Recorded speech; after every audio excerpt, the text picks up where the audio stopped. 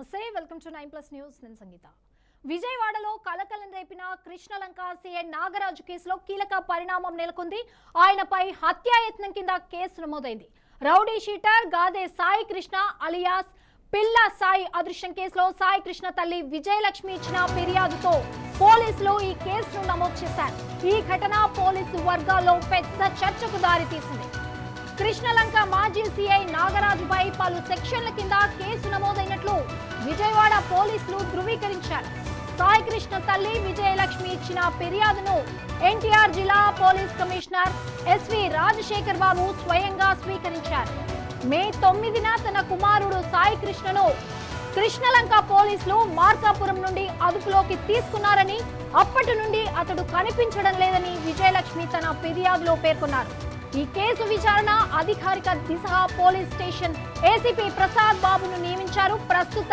కృష్ణలంక సీఐగా మురళీకృష్ణ బాధ్యతలు స్వీకరించారు ఈ కేసు పూర్వ సీఐ నాగరాజు సస్పెండ్ అయ్యారు ఈ పరిణామం పోలీసు శాఖలో తీవ్ర చర్చకు దారితీసింది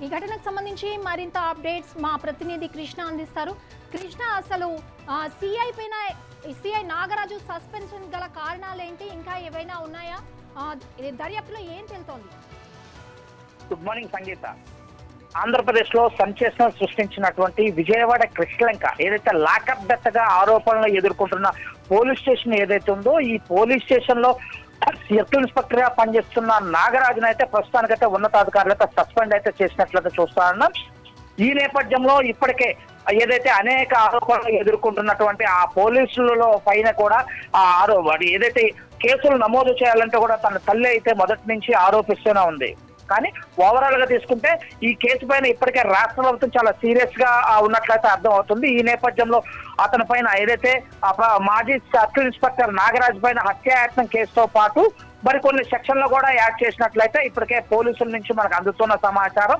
విజయవాడ సిపి రాజశేఖర్ బాబు మృతుడు ఏదైతే గాదే సాయి కృష్ణ తల్లి విజయలక్ష్మి దగ్గర నుంచి స్వయంగా తనకు ఆ ఫిర్యాదును అయితే స్వీకరించినట్టు చూస్తాను దీనికి సంబంధించి ఏదైతే విజయవాడ మహిళా పిఎస్ లో పనిచేస్తున్నటువంటి దైవ ప్రసాద్ అనే ఏసీపీని కూడా దీనికోసం దర్యాప్తు అధికారిగా నియమించినట్టు ప్రస్తుతం కనబడుతుంది ఓవరాల్ గా తీసుకుంటే ఈ కేసు మొత్తాన్ని కూడా ఒక ప్రత్యేక అధికారిగా ఇప్పటికే రాజమండ్రి జిల్లా ఎస్పీగా ఉన్నటువంటి నరసింహాను ప్రత్యేక దర్యాప్తు అధికారిగా ఇప్పటికే నియమించినట్టు చూస్తున్నాం ఓవరాల్ గా ఈ కేసులో అయితే ఇప్పటికే దర్యాప్తు అయితే ముమ్మరం చేసినట్లయితే ప్రధానంగా అయితే మనకి స్పష్టంగా అర్థం అవుతుంది సంగీత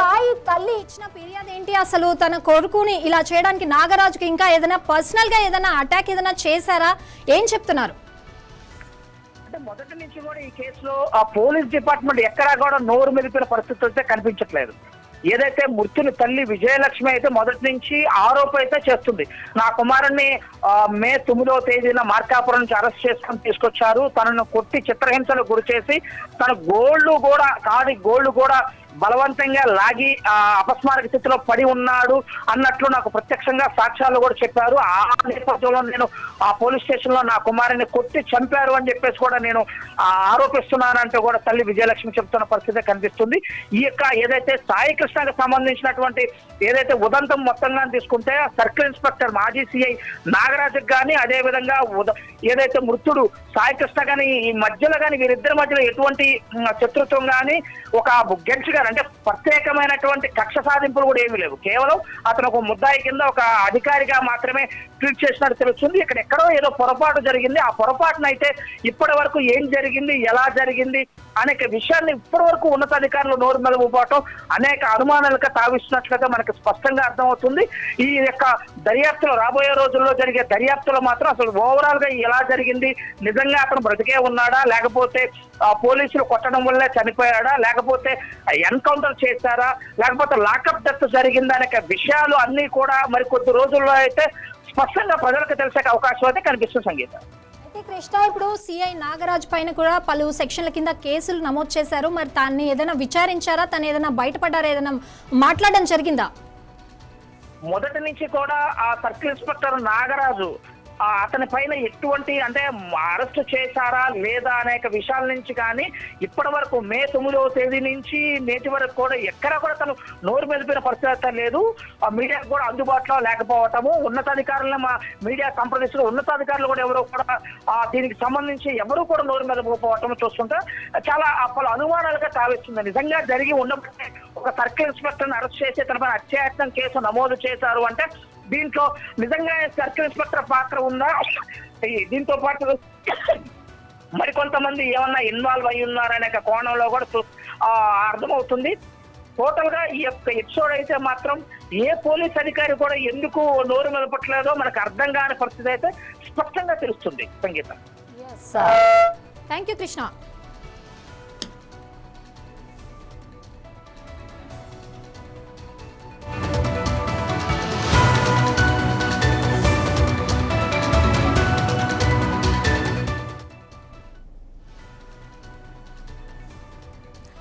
ఆంధ్రప్రదేశ్లో పోలీసు అధికారి విజయవాడ కృష్ణాలంక మాజీ సీఐ నాగరాజు చుట్టూ ఇప్పుడు అనేక వివాదాలు అలుముకున్నాయి.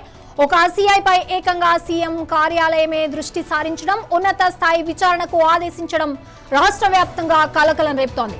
సాధారణంగా ఒక కేసులో ఆరోపణలు ఎదురైతే విభాగాధిపతులు చర్యలు తీసుకుంటారు. కానీ ఇక్కడ స్వయంగా సీఎం చంద్రబాబు రంగంలోకి దిగాల్సి వచ్చింది. అసలు ఈ సీఐ నాగరాజు ఎవరు? ఆయనపై ఎందుకు ఇన్ని తీవ్రమైన ఆరోపణలు? ఎందుకు ఆయనపై సస్పెన్షన్ వేటు పడింది? గత కొన్ని రోజులుగా రాష్ట్ర వ్యాప్తంగా చర్చనీయాంశమైన గాదే సాయి కృష్ణ అదృశ్యం కేసులో కీలక పాత్ర పోషించారని నాగరాజుపై తీవ్ర ఆరోపణలు వెల్లువెత్తాయి. సాయి కృష్ణ కుటుంబ సభ్యులు నేరుగా సీఐ నాగరాజునే లక్ష్యంగా చేసుకుని విమర్శలు గుప్పించడంలో ఈ వ్యవహారం మరింత తీవ్రంగా మారింది. ఈ మొత్తం ఉదంతం పోలీసు శాఖకే ఒక పెద్ద సవాలుగా మారింది. నాగరాజు ప్రమేయం ఎంతవరకుంది, సాయి కృష్ణ అదృశ్యం వెనుక ఉన్న వాస్తవాలేంటి అనే అంశాలపై ఇప్పుడు అందరి దృష్టి ఉంది.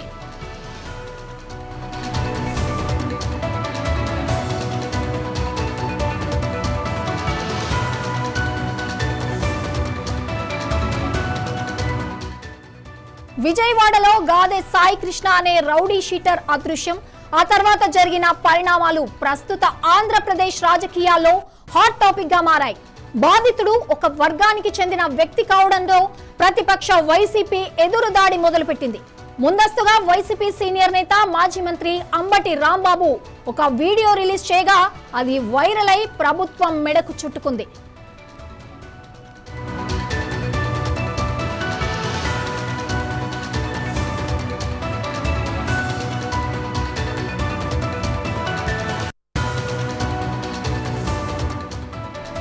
దావణంలా వ్యాపించిన ఈ వార్త ఒక్కసారిగా తెలుగు రాష్ట్రాలతో పాటు జాతీయ స్థాయిలోనూ చర్చనీయాంశంగా మారింది. మాజీ ఎంపీ కేసినేని నాని జాతీయ మానవ హక్కుల కమిషన్ను ఆశ్రయించడంతో ఇంకో మలుపు తిరిగింది. దీనిపై ప్రభుత్వంలోని అధికార వర్గాలు గాని కూటమి నేతలు గాని ఎవరూ మాట్లాడకపోగా సాక్షాత్తు మాజీ సీఎం వైసీపీ అధినేత జగన్ బాధితుడి ఇంటికి వెళ్లి పరామర్శించడం రాజకీయంగా హాట్ టాపిక్ గా మారింది.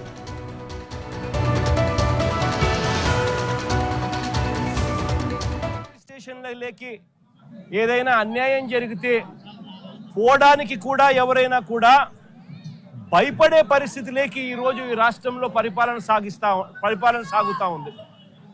నేను అడుగుతా ఉన్నది ఒకటే, ఇదే పోలీస్ స్టేషన్ పరిధిలోనే, ఇదే పోలీస్ స్టేషన్ వేదికగా ఈ పోలీస్ స్టేషన్ పరిధిలోనే కమిషనరేట్ కార్యాలయం అంటే సిపి, ఏసీపీ, పోలీస్ స్టేషన్లో ఉన్న సిఐ అందరూ కూడబలుక్కొని డీజీపీ సైతం దీంట్లో ఇన్వాల్వ్ అయ్యి ఒకరినొకరు ఏ రకంగా ప్రొటెక్ట్ చేసుకుంటా వస్తూ ఉన్నారు, ఒకరినొకరు ఏ రకంగా వెనుకేసుకొని వస్తూ ఉన్నారు.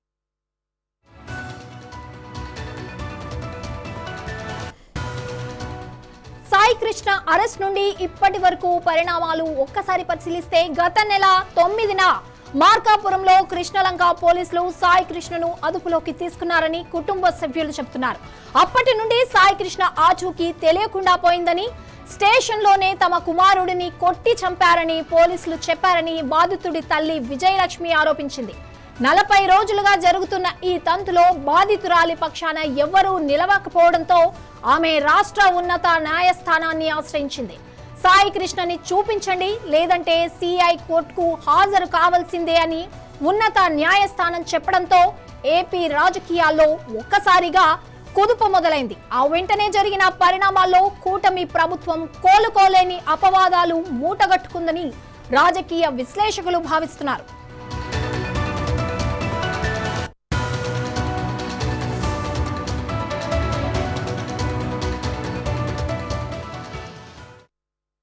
నోటీసులకు వచ్చినాయండి, దాని మీద ఎంక్వైరీ చేయమని చెప్పడం జరిగింది. ఆ ఎంక్వైరీ రిపోర్ట్ వచ్చిన తర్వాత అది పోలీస్ అయినా ఎవరైనా మేము చర్యలు తీసుకోవడం తప్పదు చర్యలు తీసుకోవాలి, డెఫినెట్గా తీసుకోవాలి. ఒకటే నేను చాలా సందర్భాల్లో చెప్పాను, నేరం చేసిన వాడికి వృత్తి ఉండదు, నేరం చేసిన వాడికి కులం, దానికి తగ్గ శిక్ష ఉంటుంది. నోటీసులకు వచ్చినాయండి. సాయి కృష్ణ విషయంలో ఆల్రెడీ సస్పెండ్ చేశారు, సీఎం సస్పెండ్ చేశారు, ఎంక్వైరీ జరుగుతుంది. ఎంక్వైరీ రిపోర్ట్ వచ్చిన తర్వాత నిందితులు ఎవరన్నది డెఫినెట్ గా వాళ్ళందరూ కూడా శిక్ష ఇస్తారు. సాయి కృష్ణ విషయంలో ఆల్రెడీ సస్పెండ్ చేశారు, సీఎం సస్పెండ్ చేశారు, ఎంక్వైరీ జరుగుతుంది. ఎంక్వైరీ రిపోర్ట్ వచ్చిన తర్వాత నిందితులు ఎవరన్నది డెఫినెట్ గా వాళ్ళందరూ కూడా శిక్ష.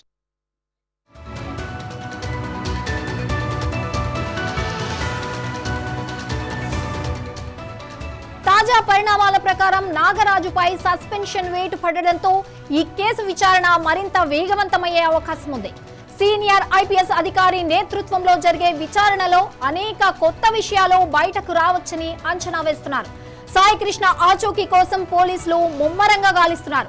ఈ కేసులో నాగరాజు ప్రమేయం ఎంతవరకు ఉందనే దానిపై నివేదిక అందిన తర్వాత తదుపరి చర్యలు ఉంటాయని అధికార వర్గాలు చెబుతున్నాయి. మరోవైపు సాయి కృష్ణ కుటుంబ సభ్యులు మాత్రం తమ ఆరోపణలను మరింత బలంగా వినిపిస్తున్నారు. న్యాయం జరిగే వరకు పోరాడతామని చెబుతున్నారు. ప్రజా సంఘాలు కూడా వారికి మద్దతుగా నిలుస్తున్నాయి.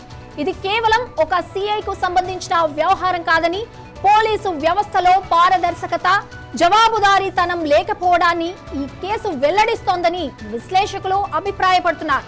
సాయి కృష్ణ కేసులో నిజాలు బయటకు వస్తేనే పోలీసుల పట్ల ప్రజల్లో నమ్మకం పెరుగుతుంది.